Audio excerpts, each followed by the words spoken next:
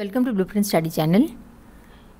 ఈ వీడియోలో మనము వుడ్ డిస్పాచ్ 1854 చార్ల్స్ వుడ్ తాకిత్ గురించి చూద్దాం. ఇంతకుముందు వీడియోలో మనము మెకాలేస్ మినిట్స్ 1835 గురించి చూసాం. సో 1835 నుంచి 1854 అంటే 20 ఏళ్ళ టైం అయిపోయింది. కానీ ఈ 20 ఏళ్ళ టైం పీరియడ్లో వాళ్ళకి కావాల్సినంత మంది ఇంగ్లీష్ నేర్చుకున్న మనుషులు వాళ్ళకి ఇండియాలో దొరకల. అందుకని చెప్పి అప్పటి గవర్నర్ జనరల్ లార్డ్ డల్హౌసీ అన్న ఆయన అసలు మనము భారతదేశంలో ఇప్పుడు విద్యా విధానం ఎలా ఉంది, వాట్ ఈస్ ద సిచ్యువేషన్, అంటే పరిస్థితి ఏంటి అని చెప్పి తెలుసుకుందామని చెప్పి ఒక కమిషన్ని నియమించారు. ఆ కమిషన్కి హెడ్గా చార్ల్స్ వుడ్ అనే ఆయన్ని నియమించారు. So Charles Wood was the president of the board of control for India, company board of కంట్రోల్కి అధ్యక్షుడు. ఈ చార్ల్స్ వుడ్ అన్న ఆయన తను భారతదేశంలో విద్యా విధానం ఎలా ఉంది, ఏం చేయాలి అని అబ్జర్వ్ చేసి తను పరిశీలించి తన ఐడియాస్, తన సజెషన్స్, తన సూచనలతో ఒక నివేదికని 1854 జూలై 19న కంపెనీ ముందు, ఈస్ట్ ఇండియా కంపెనీ ముందు పెట్టారు. ఈ వుడ్స్ డిస్పాచ్ లో ఏవైతే డెసిషన్స్ వీళ్ళు తీసుకున్నారో దీంతో ఇండియన్ ఎడ్యుకేషన్లో పెద్ద ట్రాన్స్ఫర్మేషన్ వచ్చింది. అందుకని చెప్పి మనం దాన్ని Magna కార్టా of English education in India అని చెప్పి అంటాం. భారతీయ విద్యా విధానంలో మ్యాగ్నా కార్టా లాంటిది అని చెప్పి. మ్యాగ్నా కార్టా అంటే ఏంటి? మ్యాగ్నా కార్టా అనేది it is a legal document, it's a historic document in ఇంగ్లాండ్లో ఈ టైంకి వచ్చేసరికి అంటే 1854 టైంలో వాళ్ళ ఫస్ట్ ఇండస్ట్రియల్ రెవల్యూషన్ నడుస్తుంది. కానీ వాళ్ళ దగ్గర మొనార్కీ ఉండేది, రాజుగారు ఉండేవాళ్ళు. రాజుగారేమో అందరి మీద ఇష్టం వచ్చినట్లు ట్యాక్సులు అవి వేయటం ఇలాంటి పనులు చేస్తూ ఉండేవాళ్ళు. సో వాళ్ళు మొనార్కీ నుంచి డెమోక్రసీ వైపు మనం వెళ్ళాలి అని చెప్పి రాజుగారి పవర్స్ మీద కొన్ని కంట్రోల్స్ పెట్టారు.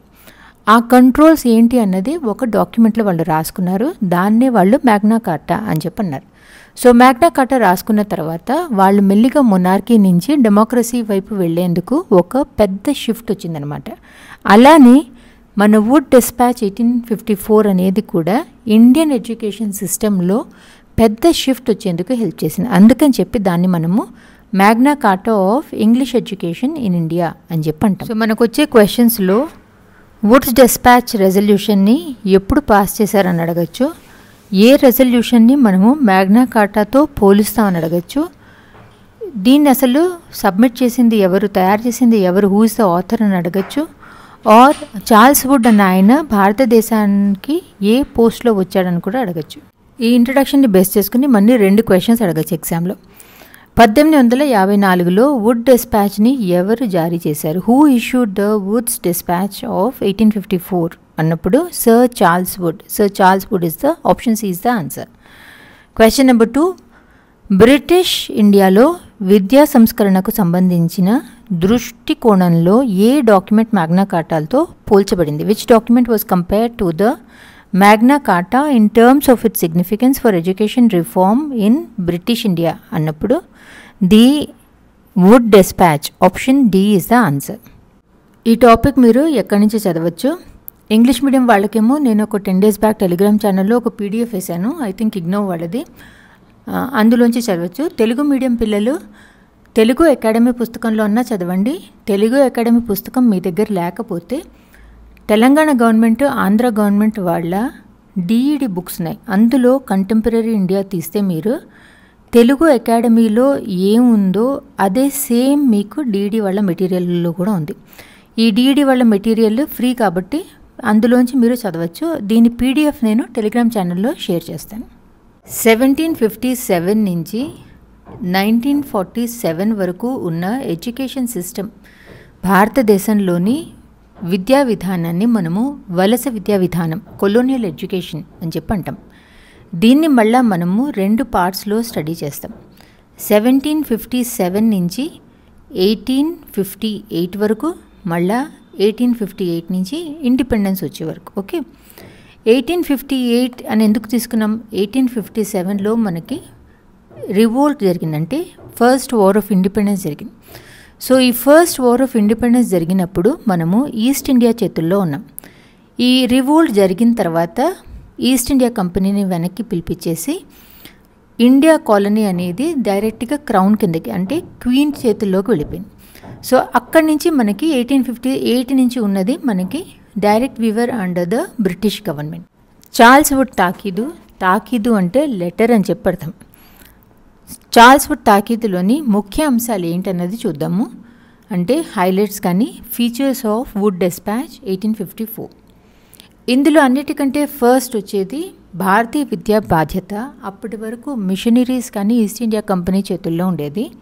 కానీ వుడ్స్ డిస్పాచ్ రోల్అవుట్ చేసిన తర్వాత Indian education directly British government చేతిలోకి వెళ్ళిపోయింది. బ్రిటిష్ గవర్నమెంట్ చేతిలోకి వెళ్ళటం వల్ల మనకు వచ్చిన అడ్వాంటేజ్ ఏంటి? గవర్నమెంట్ చేతిలో మన ఎడ్యుకేషన్ వెళ్ళినప్పుడు మనకి ఎయిడ్స్ గ్రాంట్స్ వస్తూ ఉంటాయి. సో ఎయిడ్స్ గ్రాంట్స్ వచ్చినప్పుడు ఎక్కువ స్కూల్స్ ఓపెన్ చేసేందుకు ఉంది, ఎక్కువ కాలేజెస్ కూడా ఓపెన్ చేసే ఛాన్స్ ఉంది. So responsibility of Indian education British government చేతిలోకి వెళ్ళటం అనేది first feature. Second, AIIMS of education, విద్యా లక్ష్యం ఏంటి, ఎందుకు అసలు మనకి విద్యని డెవలప్ చేద్దామని ట్రై చేస్తున్నారు. To enhance Indian intelligence and ethics, భారతీయుల మేధస్సు మరియు నైతికతని అభివృద్ధి చేయటం. సో ఎప్పుడైతే మనం ఇండియన్ ఇంటెలిజెన్స్ పెంచుతామో, వాళ్ళ ఎడ్యుకేషన్, వాళ్ళ లెవెల్ ఆఫ్ ఎడ్యుకేషన్ మనం పెంచుతామో, వాళ్ళే ఈస్ట్ ఇండియా కంపెనీ కింద చిన్న చిన్న ఉద్యోగాల్లో ఉండేవాళ్ళు కాబట్టి they can contribute to the development of the company. Plus humanism కింద కూడా ఇండియన్స్ని ఊరికే సర్వెంట్స్ కింద చూడటం కాకుండా వాళ్ళని మనము డెవలప్ చేయడానికి ట్రై చేయాలి అని చెప్పి ఈ డెసిషన్ తీసుకున్నారు. ఈ పాయింట్స్ని నేను తెలుగు అకాడమీ పుస్తకాల నుంచి తీసుకున్నాను. సో మూడోది చూస్తే మనము బోధన భాష, లాంగ్వేజ్ ఇన్స్ట్రక్షన్. మెకాలేస్ మినిట్స్లో మనం ఏం చూసాం? మెకాలేస్ మినిట్స్లో ఇంగ్లీష్లో చదువు చెప్పటం అనేది కంపల్సరీ చేయాలని చెప్పారు. కానీ మెకాలేస్ మినిట్స్ అనేది ఒక డిజాస్టర్, ఒక ఫ్లాప్ అని చెప్పి ఇప్పటికీ వాళ్ళకి అర్థమైపోయింది. అందుకని చెప్పి ఇంగ్లీష్ అనేది ఓన్లీ ఎవరికైతే ఇంగ్లీష్ నేర్చుకోవాలి అని నిజంగా వాళ్ళకి ఒక ఆసక్తి, కుతూహలం ఉంటుందో, ప్యాషనేట్ అండ్ క్యూరియస్ లెర్నర్స్, వాళ్ళకి మాత్రమే బోధన ఆంగ్ల భాషలో జరగాలి. మిగతా అందరికీ ఎవరికైతే ఇంగ్లీష్ మీద ఇంట్రెస్ట్ ఉండదో ఆర్ ఇంగ్లీష్ నేర్చుకోవటం చాలా కష్టం అనిపిస్తుందో అలాంటి వాళ్ళందరికీ వాళ్ళ మాతృభాష, మదర్ టంగ్లో నేర్పించాలి అని చెప్పి డిసైడ్ చేశారు. ఫోర్త్ ఇస్ ఎడ్యుకేషనల్ అడ్మినిస్ట్రేషన్, విద్యా పరిపాలన. ప్రతి రాష్ట్రంలో విద్యాశాఖ మరియు ప్రజా విద్యాధికారిని నియమించాలంటే ఒక ఎడ్యుకేషన్ డిపార్ట్మెంట్, పబ్లిక్ ఎడ్యుకేషన్ ఆఫీసర్ని నియమించాలి. ప్రతి సంస్థానంలోనూ ప్రజా సూచన విభాగం అంటే డిపార్ట్మెంట్ ఆఫ్ పబ్లిక్ ఇన్స్ట్రక్షన్ నేర్పించాలి. ఆ శాఖలో అందరికంటే హయ్యర్ లెవెల్లో ఒక డైరెక్టర్ని పెట్టాలి, అంటే సంచాలకుడిని. ఆయన కింద ఒక ఉప విద్యాధికారి, inspector, deputy inspector of school ఇలాంటి వాళ్ళని పెట్టి ఆ ఏరియాలో, ఆ రీజియన్లో స్కూల్స్, కాలేజెస్ సరిగ్గా నడుస్తున్నాయా లేదా అని పర్యవేక్షణ కోసం ఈ డిపార్ట్మెంట్ని స్టార్ట్ చేయాలని చెప్పి డిసైడ్ చేసుకున్నారు. కేంద్ర మరియు రాష్ట్ర ప్రభుత్వాలు విశ్వవిద్యాలయాన్ని స్థాపించాలి, అంటే సెంట్రల్ అండ్ స్టేట్ గవర్నమెంట్స్ యూనివర్సిటీస్ని ఎస్టాబ్లిష్ చేయాలి. కలకత్తా, బాంబే అండ్ మెడ్రాస్లో యూనివర్సిటీస్ పెట్టాలి అని చెప్పి డిసైడ్ చేసుకున్నారు. ఈ కాలేజెస్, స్కూల్స్ ఏవైతే వాళ్ళు స్థాపిద్దామని డిసైడ్ చేసుకున్నారో వాటి సూపర్విజన్ అండ్ మెయింటెనెన్స్ని వాళ్ళ చేతుల్లోకి తీసుకున్నారంటే పర్యవేక్షణ మరియు నిర్వహణ. స్కూల్స్లో మతం గురించి మాత్రమే నేర్పించకుండా సెక్యులర్ టీచింగ్ జరగాలి, అంటే ఒక న్యూట్రల్ టీచింగ్. ఎవరైనా పిల్లలు పెద్దయిన తర్వాత వాళ్ళ లైఫ్ నడిపించడానికి ఏ సబ్జెక్టులు వాళ్ళు నేర్చుకోవాలి అన్నవి వాళ్ళ రిలీజియన్తో పాటు మిగతావన్నీ కూడా నేర్పించాలి అని చెప్పి డిసైడ్ చేసుకున్నారు. Seventh, girl and women's education, బాలికల మరియు మహిళల విద్య. ఆ కాలంలో ladies schools, girls schools, colleges అలాంటివి ఉండేవి కాదు. ఆడవాళ్ళు పెద్దగా బయటికి కూడా వచ్చేవాళ్ళు కాదు. అందుకని చెప్పి స్త్రీల విద్యని ప్రోత్సహించడానికని చెప్పి కొన్ని గర్ల్స్ స్కూల్స్, గర్ల్స్ కాలేజెస్ అలాంటివి స్టార్ట్ చేయటం, ఎవరైతే వాళ్ళ కోసం అని చెప్పి స్పెషల్లీ స్కూల్స్, కాలేజెస్ ఓపెన్ చేసేవాళ్ళో వాళ్ళకి ఎక్స్ట్రా గ్రాంట్స్ అండ్ ఎయిడ్స్ ఇవ్వటం. ప్రైవేట్ విద్యా సంస్థలు ఏవైతే స్కూల్స్ ఇంటీరియర్ రీజియన్స్లో వాళ్ళు ఓపెన్ చేసేవాళ్ళో వాళ్ళు అక్కడ స్కూల్ కంటిన్యూ చేయాలి అంటే వాళ్ళకి కావాల్సిన సపోర్టు, గ్రాంట్, ఎయిడ్స్ ఇవ్వటం, ఇలాంటివి చేయాలని చెప్పి డిసైడ్ చేసుకున్నారు. ఎయిత్ ఇస్ ఉపాధ్యాయ శిక్షణ కేంద్రాలు, టీచర్ ట్రైనింగ్ సెంటర్స్. ఉపాధ్యాయ శిక్షణ పాఠశాలల్ని అప్పటి వరకు మనకి టీచర్ ట్రైనింగ్ సెంటర్స్ అనేవి పెద్దగా ఇంపార్టెంట్ కాదని చెప్పి వదిలేసేవాళ్ళు. కానీ ఈ వుడ్స్ డిస్పాచ్ వచ్చినప్పటి నుంచి భారతదేశంలోని ప్రతి సంస్థానంలోనూ ఉపాధ్యాయ శిక్షణ పాఠశాలల్ని ప్రారంభించాలని చెప్పి డిసైడ్ చేశారు. 9th support for private institutions, ఇది ఇందాక చెప్పిన పాయింటే నేను. 10th ఎడ్యుకేషన్ లెవెల్స్, విద్యా స్థాయిల్ని 5 లెవెల్స్గా డివైడ్ చేశారంటే విద్యా సంస్థల్ని దశల వారీగా విభజించారు. సో ఈ దశల్లో 1st, 2nd, 3rd, 4th, 5thలో ఫస్ట్ మనకి ప్రైమరీ స్కూల్స్ వస్తాయి, అంటే ప్రాథమిక పాఠశాలలు. 2nd మిడిల్ స్కూల్స్, అంటే మాధ్యమిక పాఠశాలలు. 3rd హై స్కూల్స్, ఉన్నత పాఠశాలలు. తర్వాత కాలేజెస్, అంటే కళాశాలలు. And last 5th level is university. Primary స్కూల్స్లో మాతృభాషలో నేర్పించినా కూడా హయ్యర్ స్కూల్స్లోనూ కాలేజీలోకి వెళ్ళేసరికి ఇంగ్లీష్ని ఇంట్రడ్యూస్ చేయాలి అని చెప్పి డిసైడ్ చేసుకున్నారు. సో ఇక్కడ వరకు మనీ ఎంసీక్యూస్ అడిగితే వాళ్ళు మనీ ఏమని అడగచ్చు. వుడ్ డిస్పాచ్ 1854 యొక్క లక్ష్యాల్లో ఒకటి ఏది? Which of the following was an objective of the Woods dispatch of 1854? ఒక విద్యా విధానాన్ని రూపొందించటం, establish a systematic education structure in India అనేది it is one of the aims. మిగతావి నేను చదవట్లేదు ఎందుకంటే మీకే మళ్ళీ టైం ఎక్కువ పడుతుంది వీడియో. క్వశ్చన్ నెంబర్ 4, ఇదే క్వశ్చన్ మనని డైరెక్ట్గా అడగకుండా నెగేషన్లో అడిగితే వుడ్ డిస్పాచ్ 1854 యొక్క లక్ష్యాల్లో ఏది కాదు? So which of the following was not an objective of the Woods dispatch of 1854 అన్నప్పుడు మీకు అసలు ఏంటి హైలైట్స్, ఈ వుడ్స్ డిస్పాచ్ అంటే ఏంటి, వీళ్ళు ఏం డెసిషన్స్ తీసుకున్నారు అన్నది మీకు గుర్తున్నప్పుడే ఏది కాదు అన్నది మీరు చెప్పగలరు. సో వుడ్ డిస్పాచ్ 1854 యొక్క లక్ష్యాల్లో ఒక విద్యా విధానాన్ని రూపొందించడం, ఎస్టాబ్లిషింగ్ అ సిస్టమాటిక్ ఎడ్యుకేషన్ స్ట్రక్చర్ అనేది వస్తుంది. భారతీయ భాషలను మరియు ఇంగ్లీష్ విద్యని ప్రమోట్ చేయటం, promoting vernacular and English language education 2 వస్తాయి. మహిళా విద్యని ప్రోత్సహించడం, ఎంకరేజింగ్ ఫీమేల్ ఎడ్యుకేషన్ కూడా వస్తుంది. సో ఏది కాదు? విద్యా సంస్థల కోసం నిధులని తగ్గించటం, decreasing funding for educational institutions అనేది it is not one of the objective of Woods dispatch of 1854. So option C will be your answer. Question number 5, Wood dispatch యొక్క ముఖ్యమైన ప్రతిపాదనలు ఏవి? Which of the following were key proposals of the Woods dispatch of 1854? ప్రతి సంస్థానంలోనూ ప్రజా సూచన విభాగాన్ని ఏర్పరచడం, establishment of a department of public instruction in each provinces, ఇది వాళ్ళ ప్రతిపాదనలో ఉంది.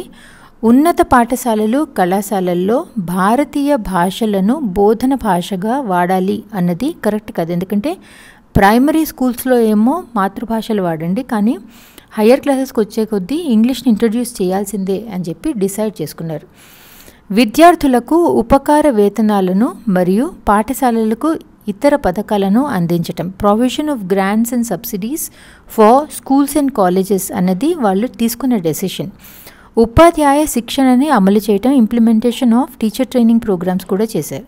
సో వీటిలలో ముఖ్యమైన ప్రతిపాదనలు ఏవి అన్నప్పుడు 1, 3 and 4.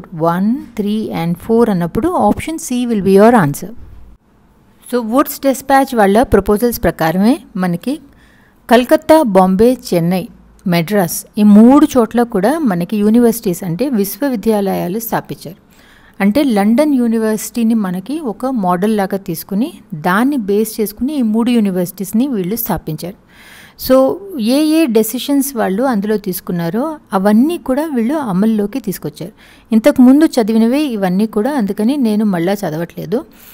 ఈ యూనివర్సిటీస్ వీళ్ళు ఎస్టాబ్లిష్ చేసిన తర్వాత మొదటి భారతీయ మహిళా పట్టభద్రురాలు అంటే first Indian women graduate Chandramukhi Das అన్న ఆవిడ.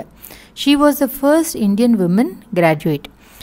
ఈ డెసిషన్స్ అన్నీ వీళ్ళు ఇంప్లిమెంట్ చేసుకున్న తర్వాత హయ్యర్ ఎడ్యుకేషన్ ఎప్పుడైతే కంప్లీట్ చేస్తారో అంటే వాళ్ళ స్కూలింగ్ అంతా అయిపోయిన తర్వాత యూనివర్సిటీస్ అంటే విశ్వవిద్యాలయాలు వాళ్ళ ఎంట్రన్స్ ఎగ్జామినేషన్స్ వాళ్ళే పెడుతూ ఉండేవాళ్ళు. దాన్నే మనము మెట్రికులేషన్ ఎగ్జామ్ అని చెప్పి అంటాం, మెట్రికులేషన్ పరీక్ష.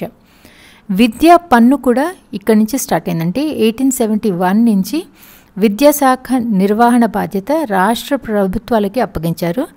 అక్కడి నుంచి ఎడ్యుకేషన్ ట్యాక్స్ అనేది పబ్లిక్ దగ్గర నుంచి కలెక్ట్ చేయడం మొదలుపెట్టారు. సో కొన్ని ఎంసీక్యూస్ చూద్దాము. వుడ్స్ డిస్పాచ్ యొక్క విద్యా సంస్కరణల ప్రభావంతో 1857లో స్థాపించబడిన యూనివర్సిటీస్ ఏవి, విశ్వవిద్యాలయాలు ఏవి? Which of the following universities were established in 1857 as part of the educational reforms influenced by the Woods Dispatch? అన్నప్పుడు university of Calcutta, Bombay, Madras. Okay, 1, 2 and 3. 1, 2 and 3 అంటే option A is your answer. London విశ్వవిద్యాలయం నమూనాను అనుసరించి చెన్నై, ముంబై, కోల్కతాలలో విశ్వవిద్యాలయాలను స్థాపించాలని ఈస్ట్ ఇండియా కంపెనీ ఎవరి ప్రతిపాదనపై నిర్ణయించుకుంది? ఒకటే టాపిక్ మీద ఒకసారి అలా అడుగుతారు, ఒకసారి ఇలా అడగచ్చు. On whose proposal did the East India company decide to set up universities in Chennai, Mumbai and Kolkata following the model of the university of London అన్నప్పుడు Charles Wood dispatch, Charles Wood తాకీదు will be your answer. Wood dispatch 1854 యొక్క ప్రయోజనాలు ఏవి? Which of the following was a benefit of the Woods Dispatch of 1954? మునుపటి విధానాలకు సంబంధం లేని కొత్త విద్యా వ్యవస్థ సృష్టి, creation of a completely new education system unrelated to previous practices, విద్యా సంస్థల సంఖ్యని తగ్గించడం, reduction in the number of educational institutions, విద్యా ప్రాప్తిని విస్తరించడం మరియు పాఠశాలలు మరియు కాలేజీల సంఖ్యని పెంచటం, expansion of educational access and increase in the number of schools and colleges, మత విద్యపై మాత్రమే ఫోకస్ మరియు పౌర విద్యల్ని తొలగించటం, focus solely on religious education and elimination of secure subjects. Benefit ఏంటి అని అడుగుతున్నారు కాబట్టి ఆప్షన్ సి విద్యా ప్రాప్తిని విస్తరించటం మరియు పాఠశాలలు మరియు కాలేజీల సంఖ్యని పెంచటం is the answer. Option C will be your answer. Question number 9, ఇది లాస్ట్ క్వశ్చన్. వుడ్ డిస్పాచ్ 1854 యొక్కలో లోపం ఏమిటి? Which of the following was a drawback of the Woods Dispatch of 1854? ఉన్నత విద్య కోసం స్థానిక భాషలపై emphasis on local languages for higher education, అన్ని ప్రాంతాల్లో విధానాల సకల అమలు, effective implementation of policies across all reasons అన్నది కూడా కరెక్ట్ కాదు. దేశవ్యాప్తంగా విద్యా నాణ్యత సమానంగా ఉండటం, uniform quality of education through out the country అన్నది కరెక్ట్ కాదు, ఎందుకంటే ఒక్కొక్క రీజియన్లో ఎడ్యుకేషన్ ఒక్కొక్కలాగా ఉండేటప్పుడు. మహిళా విద్యపై పరిమిత దృష్టి మరియు ఈ ప్రాంతంలో slow progress, limited focus on female education and slow progress in this area అన్నది it is one of the major drawbacks of Woods dispatch of 1854.